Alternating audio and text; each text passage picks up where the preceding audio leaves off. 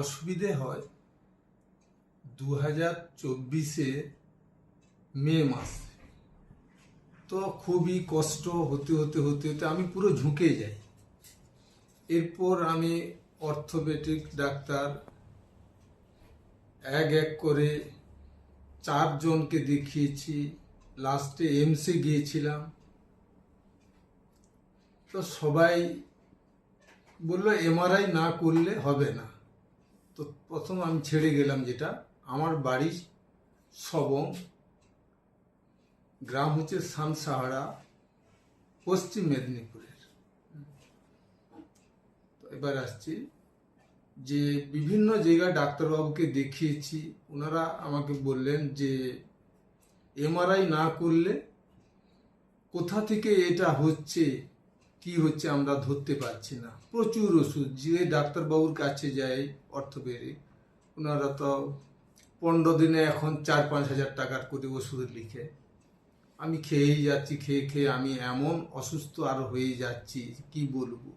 আমি রাত্রে শুইতে পারতাম না, কিছু না, মানে 24 ঘন্টায় কাঁদতাম, এত কষ্ট এত যন্ত্রণা।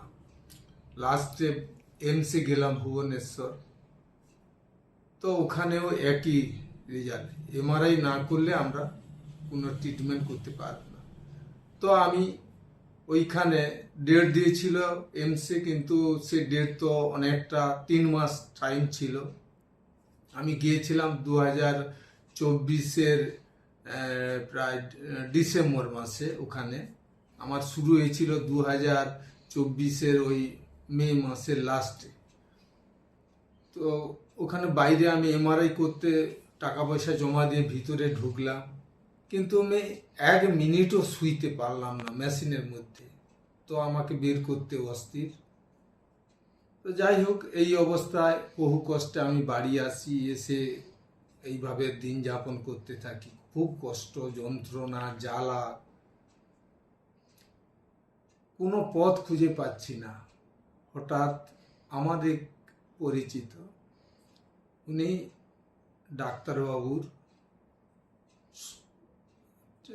ঠিক মোবাইল নাম্বার দিলেন এবং উনিও কথা বললেন, বলার পর আমাকে পাঠিয়েছিলেন 2025 সালে 25-এ, ওটা হচ্ছে এপ্রিলের লাস্ট কিংবা মের প্রথম। সেই থেকে আমি ওই এসছি কয়েকবার।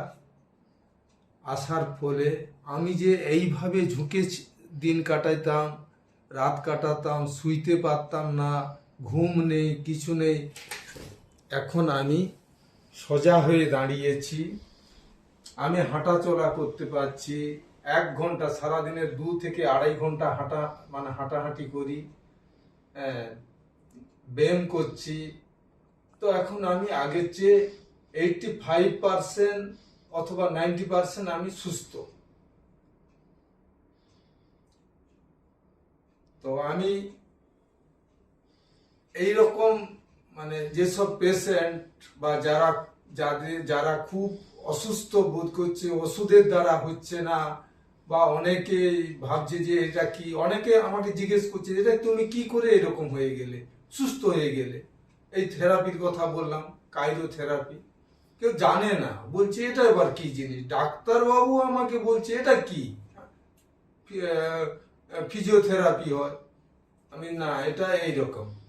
তো যাই হোক, আমি সবার কাছে, যারা অসুস্থ ব্যক্তি তাদের কাছে আমার অনুরোধ, আসুন ডাক্তারবাবুর সঙ্গে কথা বলুন, ট্রিটমেন্ট করুন, দেখবেন আপনাদের অপারেশন করতে হবে না, সুস্থ হয়ে যাবেন। এটা কিন্তু আমাকে কেউ বলে দেয়নি, আমি আমার নিজের অভিজ্ঞতার উপর বলছি যে কি জিনিস, কি ট্রিটমেন্ট না এলে কেউ বুঝতে পারবে না। আসুন সবাই, এলে তবে গিয়েই আসল সত্যটা জানতে পারবে। এই বলে সবাই ধন্যবাদ জানাই।